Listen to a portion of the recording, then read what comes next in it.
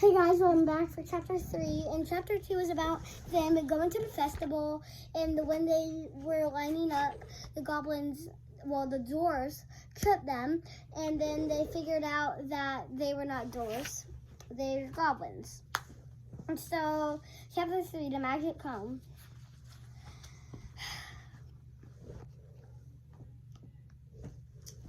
Run, yelled the goblins. They burst out and through the kitchen doors into the garden. Christy ran after them, dragging Rachel behind her. They raced along gravel path, past tall hedges and statues. Eleanor peeked out of Christy's backpack as they sprinted along. "You're heading towards the fortress," she cried. "You'll never catch them on foot." Okay. "Let me turn you into fairies. It'll be quicker if we can all fly." Panting, the girls darted behind a high hedge, and Eleanor sprang out and waved it over Rachel and Christy. There was a dazzling flash of silver light, and when the sparkles cleared, Christy and Rachel were hovering in the air besides Eleanor.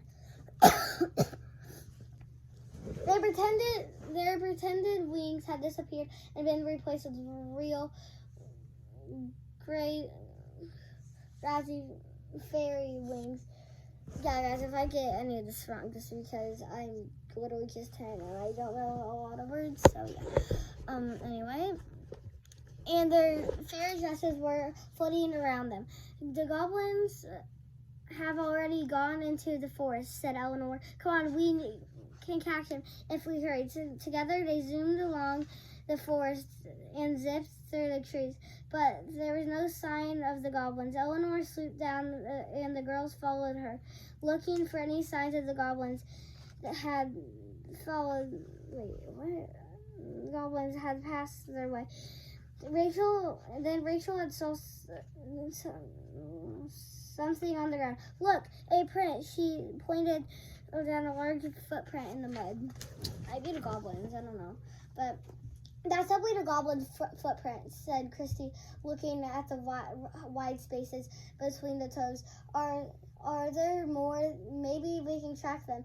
"Yes, over here," called Eleanor, spotting another one. The fairies flew on the following trail of footprints through the muddiest part of the forest floor. After a few minutes, they have heard voices, crackling, arguing voices. "Are those goblins?" said Rachel. "We must be close. I think there's a clearing up ahead," said Eleanor. Who was in the lead? "Let's be careful." They flew slowly and hid behind a bushy plant before peeking out the clearing. Sure enough, the 4 goblins were there, still disguised as dwarves. They were standing beside a large pile of logs, looking upset and confused. Oh my gosh.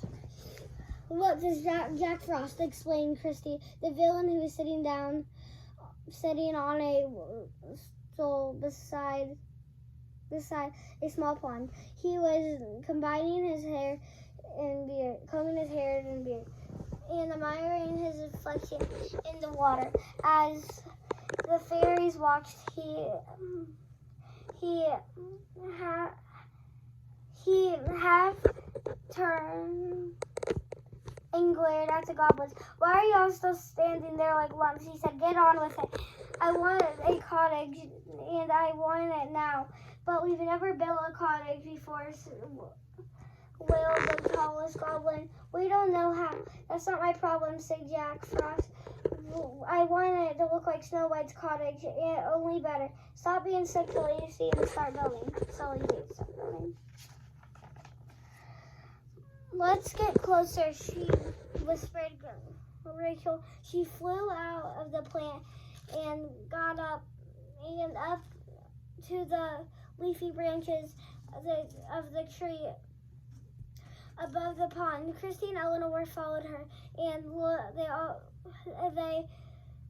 my gosh, I cannot read. Okay, and they looked down through the leaves at Jack Frost in the prettiest land.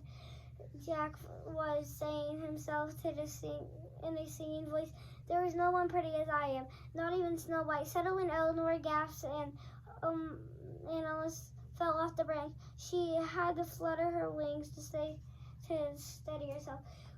"What is that?" said Christy asked in a lower voice. "He's using a comb. What is he using a comb to?" Eleanor whispered. "That's my magic jewel comb." The girls peered down at the delicate comb in Jack Frost's hand. It was like the shape of this tiny silver bow. It was decorated, showing her pearls. "We found it!" Pearls on it. "We found it," said Rachel with a relieved sigh. "Now we just have to figure out a way to get it back." They all thought hard as Jack Frost continued to smile and nodded his watery reflection at his mother. "There was no one pretty as I am," he mumbled. "Everyone is so jealous of me, as they should be. I got an idea," said Christy. "He's the most pleased with himself than any more I've ever met. I think we could use that to help us get the comb back. Eleanor, you can turn me and Rachel into goblins. Can you turn me in?" Okay. Eleanor nodded, and the three friends fluttered down to hide behind the tree. Rachel handed Eleanor a magic mirror, and then a swift flick of her fairy wand transformed Christy and Rachel into watery goblins. I can't help but giggle as they looked at each other. "They look so funny. Let's go," Christy said. "We have to convince Jack Frost to hand over the comb. I think I know how." Guys, that's chapter 3. See you in chapter 4. Bye.